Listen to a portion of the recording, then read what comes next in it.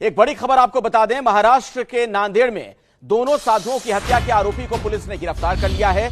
पकड़े गए आरोपी का नाम साईनाथ लंगोटे है। कहा यह जा रहा है कि साईनाथ ने पहले भगवान शिंदे की हत्या की, फिर उसके बाद शिवाचार्य से उसकी झड़प हुई। शिवाचार्य के ऊपर उसने मिर्च पाउडर डाला, फिर गला दबाकर हत्या कर दी। पैसे, लैपटॉप लेकर भाग रहा था। पुलिस के मुताबिक आरोपी साईनाथ शिवाचार्य का भक्त था। लूटपाट के चक्कर में दोनों साधुओं की हत्या कर दी गई है।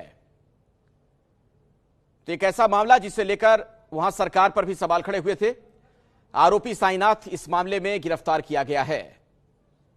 नांदेड़ की यह घटना बहुत ही सनसनीखेज घटना। सूबे में कानून व्यवस्था को लेकर गंभीर सवाल खड़े हुए थे।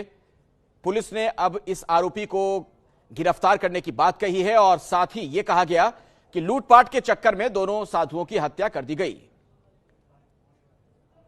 तो महाराष्ट्र के नांदेड़ से यह बड़ी खबर, जिस तरीके से महीने भर के अंदर वहां पर दूसरी यह घटना है जब साधु संतों की जान गई हो, उनकी हत्या कर दी गई हो। उद्धव सरकार को लेकर गंभीर सवाल खड़े हुए थे। पुलिस ने ऐसे में फौरन कार्रवाई की है और लूटपाट का मामला बताते हुए यह गिरफ्तारी की गई।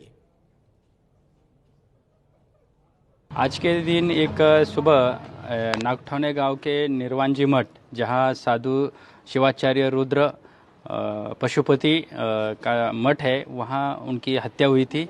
आज सुबह जैसे खबर मिली, उसमें उस गांव का ही अक्यूज साईनाथ लंगोटे, इन्होंने पहले उनके फ्रेंड भगवान शिंदे की हत्या की थी और वो उनको एक करके वो साधु के मठ में उन्होंने प्रवेश किया। साधु को उन्होंने उनके शरीर पे मिर्च पूड डाली, वहाँ कुछ झटापट हुई है और साधु को उन्होंने गला दबा के मारा और साधु के जो चीज़ वस्तु यानी लैपटॉप, बाकी के चीज़ वस्तु और पैसे वो डिक्के साधु के गाड़ी में डाल के और साधु को भी मृतदेह गाड़ी में डाल के वो वहाँ से भाग रहा था। गाड़ी मठ के गेट पे अटक गई, यानी उसको धक्का लगा और साधु के सेवेकरी नीचे आ गए। जब सेवेकरी को पता चला कि वो साधु को लेकर वो तो पता नहीं था, लेकिन ऐसे चल रहा था कि गाड़ी चुरा रहा है। तो उसको तहकीकात कर रहे थे कि गाड़ी लेकर तू क्यों भाग रहा है, क्या साधु की गाड़ी क्यों चुरा रहा है। तो उसको थोड़ा टाइम मिला, वो गाड़ी के नीचे आ गया और लोग इधर उधर उनसे बोलते लगे, तो वो वहाँ से वो भाग गया। और फिर लोगों ने जाके देखा तो साधु भी अंदर नहीं है। तो फिर गाड़ी की कांच फोड़ के उन्होंने अंदर देखा तो अंदर साधु और उनके पूरे पैसा, लैपटॉप, बाकी सामान था और वो वहाँ से दूसरे एक जगह से मोटरसाइकिल चुरा के भाग गया। अभी हमको खबर मिला है कि उनको भी हमारे पुलिस ने ताबे में लिया है।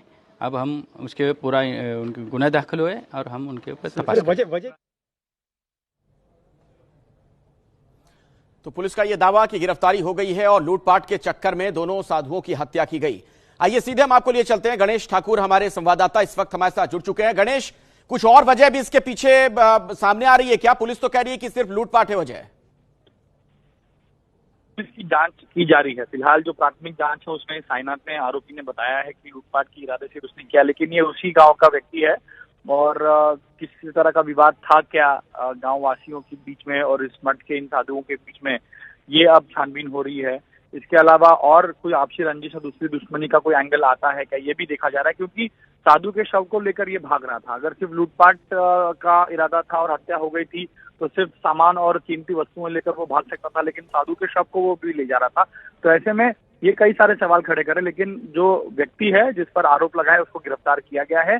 और अब राजनीति भी इस पर बहुत हो रही है, क्योंकि पिछले एक महीने के अंतराल में ये दूसरे साधु हैं जिनकी मृत्यु हुई है। पालघर का मामला पता ही है।